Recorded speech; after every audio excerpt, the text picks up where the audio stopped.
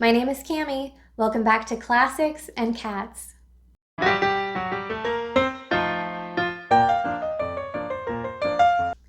Okay, today I'm going to talk about the 6 classic movies that I watched in January 2021.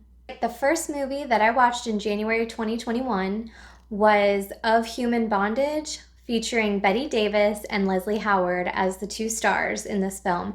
This movie is based on a novel of the same name by M. Somerset Maugham, and who also wrote The Painted Veil, if you're aware, which is an excellent book, but off topic.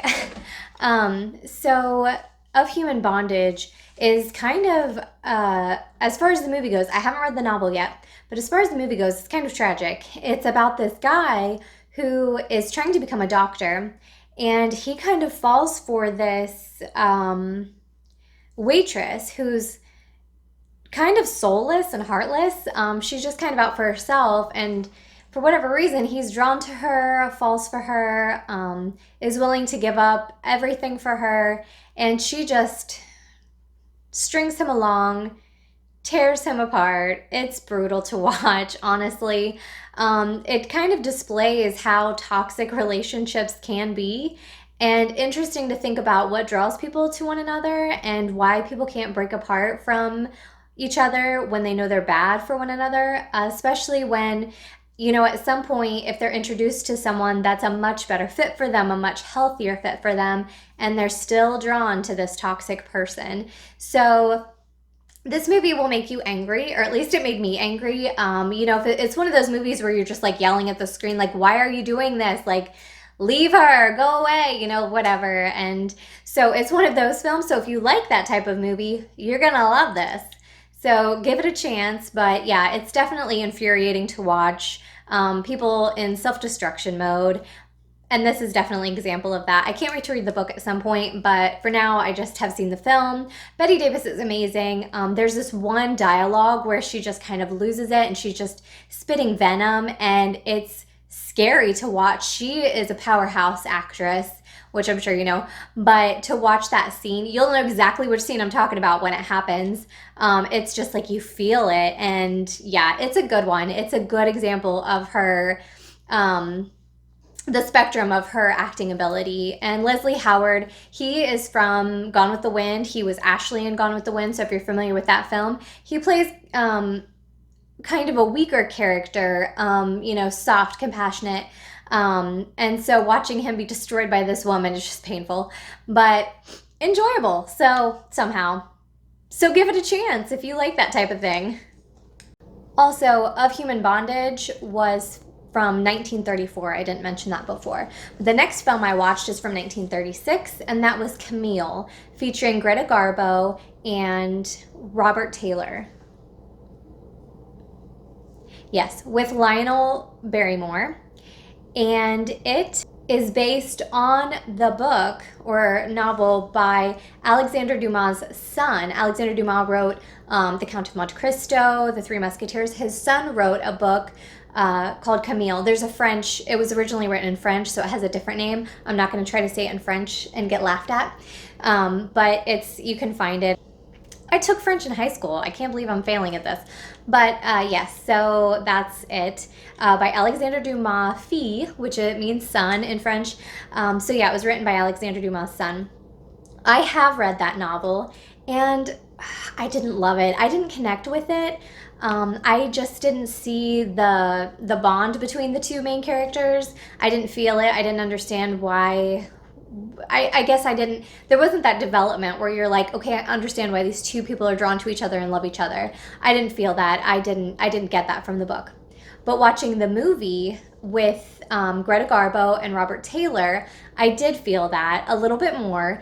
And I saw the way that they kind of fell for each other and treated each other, and I got it from the movie. So I definitely prefer the movie adaptation to the novel, which I hate saying. Book lovers, sorry. But we all know that there's a couple of those in there where the book is always better until it's not. You know what I'm saying? So this is one of those. I definitely prefer the movie adaptation. I loved it. I love the scenes with Greta Garbo. She was beautiful. I love that she was so flighty, you know, but then as she started to really understand this man's love for her and the difference between true love and superficial love, you could see her change, and I really loved that in the story. Um, Also, if you didn't know, the movie Moulin Rouge, which I don't know what year that came out, I think it came out in early 2000s, but it had Nicole Kidman and Ewan McGregor. It was, you know, Lars Berman's musical. It's amazing. I mean, it's quirky, strange, wonderful. But that Camille is what Moulin Rouge is based on. So if you loved Moulin Rouge, give Camille a try. It's where the inspiration came from. So I definitely love both movies, but give Camille a try. I watched it. I loved it. I think I have seen it before. I think this is the second time I watched it, but it's been a while. So this was a refresher for me. Glad I did it. All right, the next movie that I watched was A Star is Born from 1937. This one featured Janet Gaynor and Friedrich March, and it also had Adolphe Menjou in it, which, you know, if you've seen classic movies, you know who Adolphe Menjou is. He's always a very well-known, recognizable side character. So A Star is Born has been remade 4 times. So most of us are probably familiar with the 2018 version with Lady Gaga and Bradley Cooper. This film has been redone. That was the 4th remake. So there are 3 movies prior to that one that have been done. So there was one with Judy Garland. There was one with Barbara Streisand. And then there was one with Janet Gaynor. So the first one was Janet Gaynor, is the one that I'm going to talk about today. It's in black and white. It's wonderful. In this one, instead of wanting to be an aspiring singer, she is an aspiring actress. And it's beautiful dynamic. It's very similar in that she's a rising star who connects with and falls in love with a star who is kind of coming down from his status. So, and it's their relationship and, you know, their struggles. And it's beautiful. If you like any of the Star is Born adaptations, I really think you will love this one. I don't want to say I love the ending because, you know, it's tragic story, but you really feel connected with the way that they wrapped up this original movie, and it felt like a new beginning as well. And I just really appreciate that. But if you go into it and watch this movie, I think you're going to love it. The woman that plays the main female character's grandmother, she's a peach. So I love that part as well. But yeah, if you liked the 2018 version or any of the prior ones, you know, I have seen the Barbara Streisand one before. And I love Barbara Streisand. That one was good. You know, I love Barbara Streisand's voice. I mean, I would watch anything just to listen to her sing. But I didn't connect with that story as much. I didn't really love that story as much as I like the 2018 version and the 1939 version with Janet Gaynor. But I would definitely, if you're a fan, give this one a try. It's amazing. All right, my next film was from 1939, and it is called Love Affair, featuring Irene Dunne and Charles Boyer. So if you have seen An Affair to Remember with Deborah Kerr and Cary Grant, that was a remake of Love Affair from 1939. And it's almost scene for scene identical. So if you liked the Deborah Kerr version, you will like the Irene Dunne version. Both are excellent. Here's what I think. I think the comedic timing was better displayed in the Cary Grant, Deborah Kerr version. Okay, so you know, they hit the pun, they hit the comedy. You know, it was better.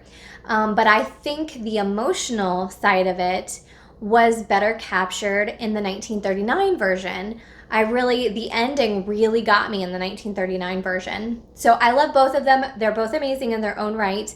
But I definitely, if you've seen An Affair to Remember and you liked that, try to give Love Affair a shot if you can. It is so good. And like I said, it's almost scene for scene the same. The dialogue is the same. The scenery is the same.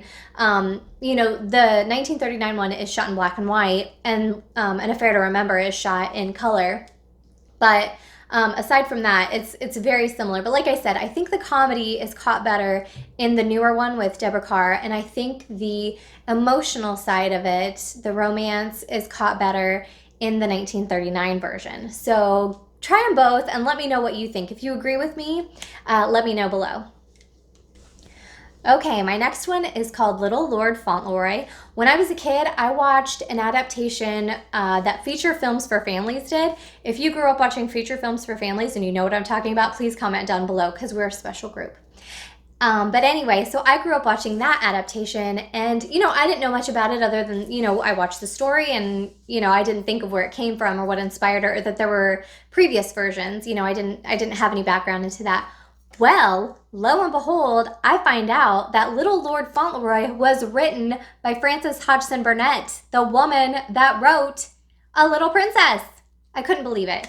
So when I found that out, I was so excited. I need to get a copy of Little Lord Fauntleroy, the book, because I don't have one yet. I have one picked out, but I just haven't ordered it yet. Side note. But we're going to talk about the movie. So this movie was from 1936, and it was absolutely wonderful. It's in black and white, and the actors in this film are Freddie Bartholomew plays Little Lord Fauntleroy. His mother is played by Dolores Costello Barrymore, which is Drew Barrymore's grandmother, fun fact. Sir C. Audrey Smith plays the grandfather, and Guy Kibbe plays a friend of Little Lord Fauntleroy. And if you know classic movies, you know Guy Kibbe. He's another one of those actors that's always a side character, but is so recognizable. So he's in this film as well. So, Little Lord Fauntleroy is the story of this boy who his father has passed away. He lives with his mother. He's the kindest child. He's, the one that stands up for what's right. He's friends with, the poor woman who's a fruit vendor. He's friends with this man that runs a general shop. He's friend to this, orphaned boy who shines shoes on the street. He loves everyone, and everyone loves him. So he finds out that his dad was actually an earl, or his grandfather's an earl. So his father was a lord, but since his father passed away, he is now inherited that title. So his grandfather wants him to come and live in England and learn how to be an earl. And, so he's hesitant. He doesn't want to leave everyone that he knows, but he's excited to meet his grandfather. And his grandfather doesn't like his mother because she was an American, and he feels that she took his son away. So it's, all these things are happening, and it's just about Little Lord Fauntleroy warming the hearts of all those that he encounters, and just really being the best of us, loyal, honest, true, all those wonderful things. This is such a cute film. If you haven't seen it, look it up, give it a shot. It's adorable. It's heartwarming. It really is. So that one's definitely one that I'm glad I watched in January. All right, and my last movie that I watched in January 2021 is from 1968, and it is called Sweet November. And if you have seen, there is a movie, when did it come out? It was either late 90s, early 2000s, but it had Keanu Reeves and Charlize Theron. And it's also called Sweet November, but there was a 1968 version before that, and it features Sandy Dennis and Anthony Newley. So the stories are very similar. It's about this woman who meets this man who, is kind of busy with life and, becoming successful and making a lot of money and making an impact, and just is missing out on the small things in life. And she decides that she can fix him and, help him. And what she does is she asks a different man to come and live with her for a month, and she tries to fix whatever their issue is. So she invites him to be her November. And it's just what happens, how he opens up to her, and how her quirky lifestyle affects him, and, how they come to feel about one another. I have seen the newer adaptation with Keanu Reeves and Charlize Theron. Love it. I actually prefer the ending in that version than the 1968 version, but I think it's still worth a watch, especially if you like the newer Sweet November. I think it's worth it to watch the old one that had inspired it and just see what you think. See if you feel the same way. I definitely prefer the ending for the new one. So give it a shot, and if you do, let me know if you feel the same way about that. So That's everything I watched in January 2021.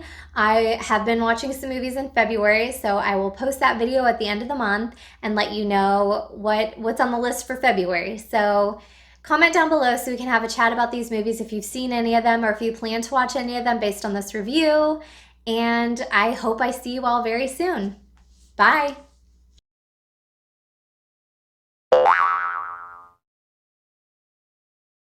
So there was one with Judy Garland. There was one with Barbara Streisand.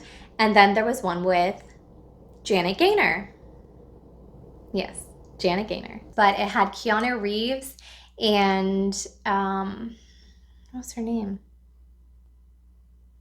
Charlize Theron.